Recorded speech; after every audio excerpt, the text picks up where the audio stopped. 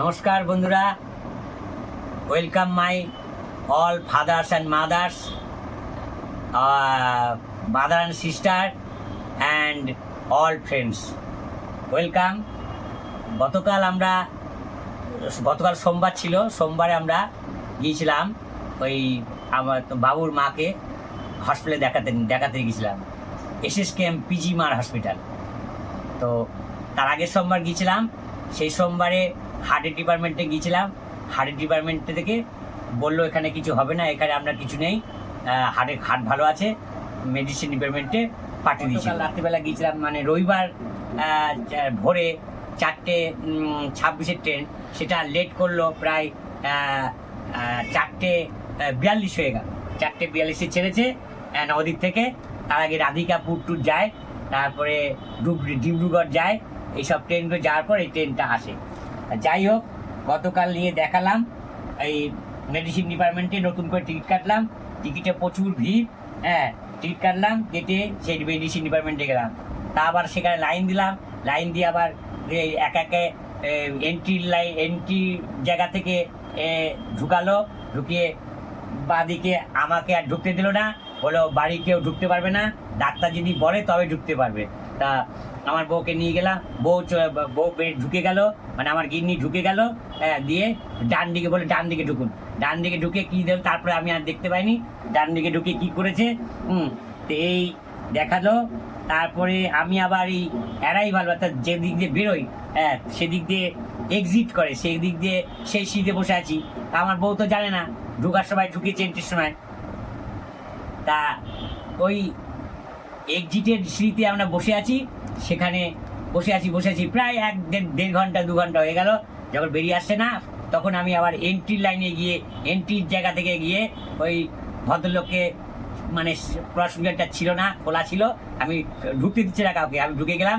ঢুকে গিয়ে প্রচুর মহিলারা বসে আছে, সেখানে সমস্ত মহিলাদের দেখলাম। তো সেই মুহূর্তে আর খুঁজে পেলাম না, এবং তখন আবার বেরিয়ে এসেছি। সেই মুহূর্তে এন্ট্রি করায় যে সে আবার লোকটা বেরিয়ে এলো। বললাম দেখুন, এই 2 ঘন্টা প্রায় হয়ে গেল, আমার গিন্নি তো এখনো বেরোলো না, কি ব্যাপার? তখন ও বলতে আচ্ছা দাঁড়ান দেখছি, দিয়ে ভেতরে গেল, জিজ্ঞেস করলো এ বাসন্তী না বাসন্তিকা। তখন গিয়ে তখন বললো আমি কজনা আছি আপনার আগে, বলে 6 জনা, তার 7 জনা ওর। দেখি এসে ও আবার ভেবেছে, ও তো জানে না আমি কোথায় বসে আছি, ও নিচে আবার সব খুঁজে সমস্ত গ্রাউন্ড খুঁজে আবার সেই ওই এন্ট্রির জায়গা থেকে ঢুকে আবার সেই মানে এক্সিটের জায়গায় গিয়ে ও মানে দাঁড়িয়েছে গেটের সামনে। তখন আমি দেখছি ও দাঁড়িয়েছে, কি ব্যাপার? এই যে ও আমার কাছে এলো, এসে এই প্রেসক্রিপশনগুলো হাতে দিল, এই সেই প্রেসক্রিপশন কালকে মেডিসিন ডিপার্টমেন্টে যে দেখিয়েছি, এই সেই তার প্রেসক্রিপশন। আর আগের সোমবারে এই যে সেন্ড করেছে, সেই সেন্ডের প্রেসক্রিপশনটা এটা আছে, মানে মেডিসিন ডিপার্টমেন্ট পাঠিয়েছে, হার্টের ডিপার্টমেন্টে, কার্ডিওলজি ডিপার্টমেন্টে গিয়েছিলাম। তা যাই হোক, এইটা কালকে দেখানোর পরে আমরা ওখান থেকে 4 পদের ওষুধ লিখে, ডাক্তারবাবু 4 পদের ওষুধ লিখেছে। 2টো জুনিয়র ডাক্তার, 2টো সিনিয়র ডাক্তার আছে। আমাদের সিনিয়র ডাক্তারকে জুনিয়র ডাক্তাররা দেখে জিজ্ঞেস করে লিখে 4 পদের ওষুধ দিয়েছে।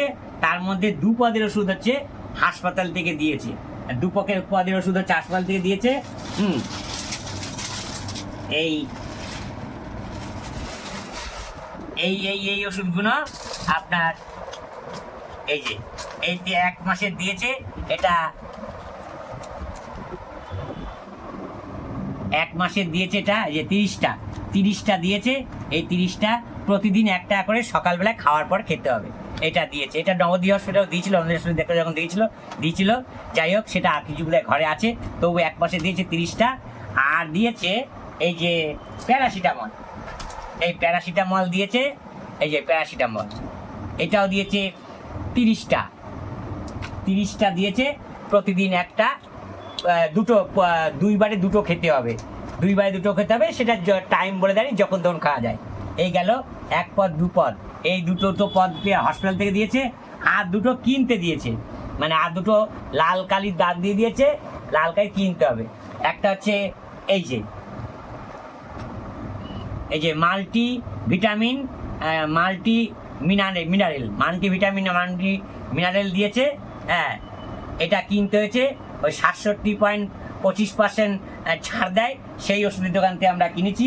এটাও 1 মাসের দিয়েছে, এই যে 1 মাসের দিয়েছে, 1 মাসের দিয়েছে, এই 1 মাসের। আর একটা কিনতে দিয়েছে এইটা, এটাও 1 মাসের দিয়েছে। ওই সবই খেতে হবে একটা করে। এটা খেতে হবে দুপুরে খাওয়ার পর, এটা দুপুরে খাওয়ার পর একটা করে খেতে হবে প্রতিদিন, আর এটা রাতে খাওয়ার পর খেতে হবে একটা করে। এটাও 30টা দিয়েছে, এই যে 30টা। আর একটা কোথায় গেল, কোথায় গেল একটা,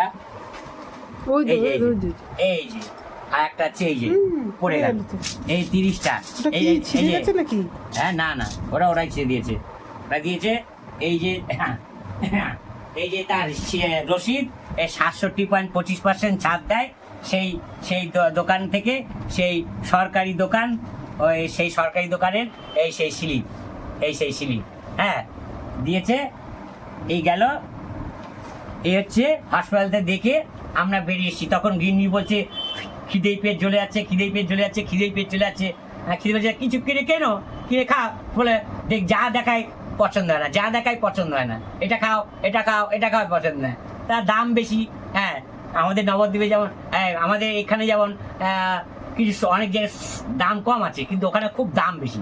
যাই হোক, ও কিছু খেলো না, সেই না হয়ে তার সঙ্গে সঙ্গে বাসের লাইনে দাঁড়ালাম, ব্রিজটা পাড়িয়ে বাসের লাইনে দাঁড়ালাম।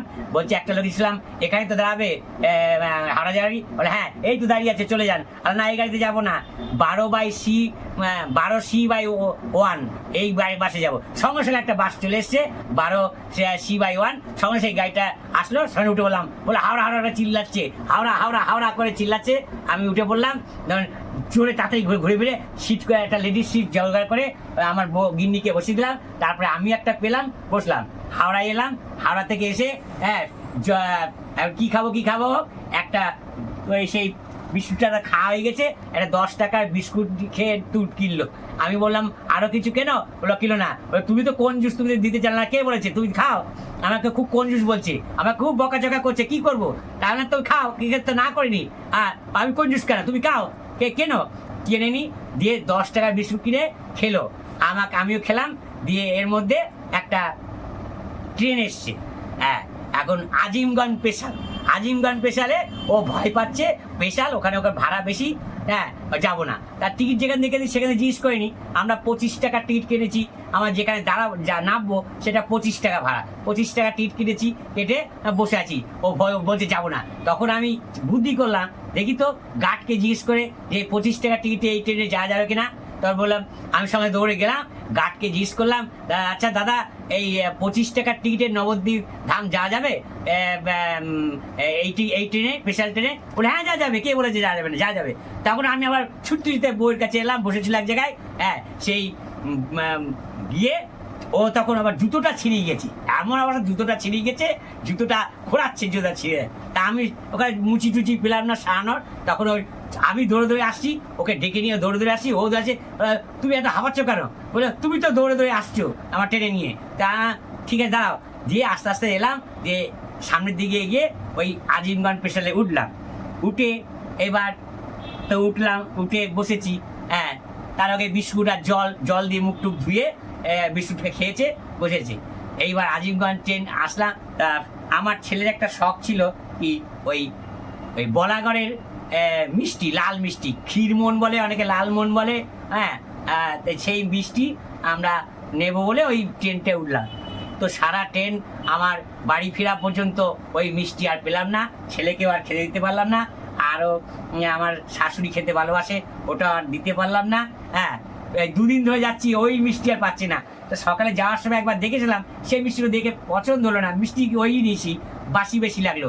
তা আমি আমার বউকে বলেছি কি, আমি সকালে দেখেছিলাম একজনে উঠেছিল, বলো আর সেই আমাকে তো রেগে মেগে ফায়ার, তুমি কেন বললা না 3 প্যাকেট না, তাহলে তুমি কি বহন করবা 3 প্যাকেট, সেই আমরা যাচ্ছি, যাওয়ার সময় কি হসপিটালে নিয়ে যাওয়া যায়? হ্যাঁ ওটা কি হচ্ছে, 1 প্যাকেট নিতাম, 1 প্যাকেট নিয়ে আসতাম। তার বাসিগুলো দেখো, মিষ্টিগুলো সেরকম একটা পছন্দ হলো না আমার, বাসি বাসি লাগছে, সেই জন্য আমি ওটা তোমাকে আর বলিনি। কিন্তু আমি একবার দেখেছিলাম নেবে যাওয়ার সময় যে মিষ্টিগুলো ছিল, তো ওই একটা লোকই দেখেছিলাম, দিয়ে তো সেই মিষ্টিটা আর আসার সময় পেলাম না, তা রাগ করে ওই একটা মুড়ি ঝাল খেয়েছে 20 টাকা, এখন আগে ছিল 10 টাকা, 5 টাকা, 10 টাকা, তারপরে 20 টাকা হয়ে গেছে।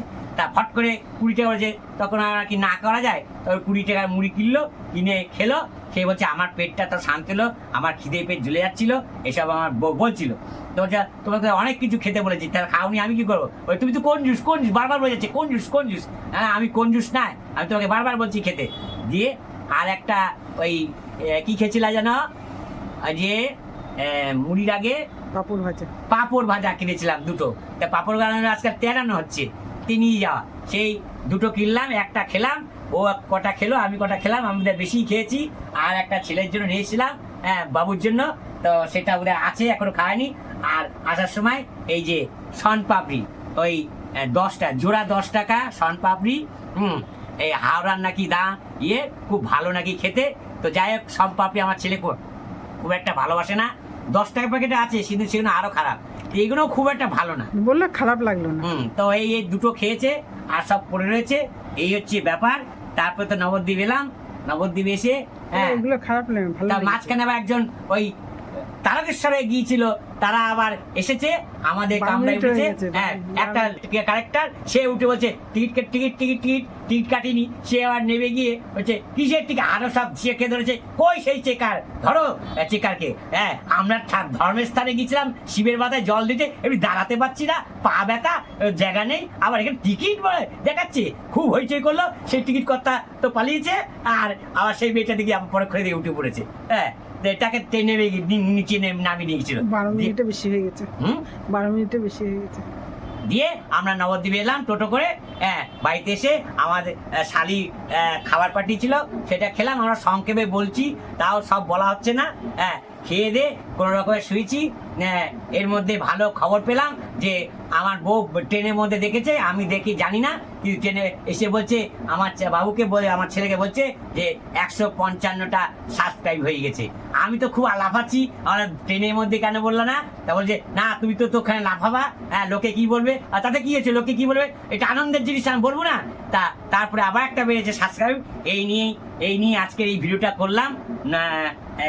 যদি আপনাদের শুনে ভালো লাগে, এই ভিডিওটা দেখতে ভালো লাগে, শুনে ভালো লাগে, এই বাসন্তিকা কুকিং চ্যানেলে, বাসন্তিকা ব্লগে আপনারা অবশ্যই সাবস্ক্রাইব করে দেবেন, লাইক করবেন আর কমেন্টস করবেন। আর আপনারা অবশ্যই সুস্থ আছেন, ভালো আছেন, আমরা সুস্থ না থাকলেও সুস্থ আছি বলতে হবে, সুস্থ আছি, কিন্তু আমার বইয়ের সুস্থতা নেই বলতে এতগুলো ওষুধ দিয়েছে, দেখছে ওষুধ দেখা হবে কেন, এই এতগুলো ওষুধ দিয়েছে, ওষুধগুলো খাবে।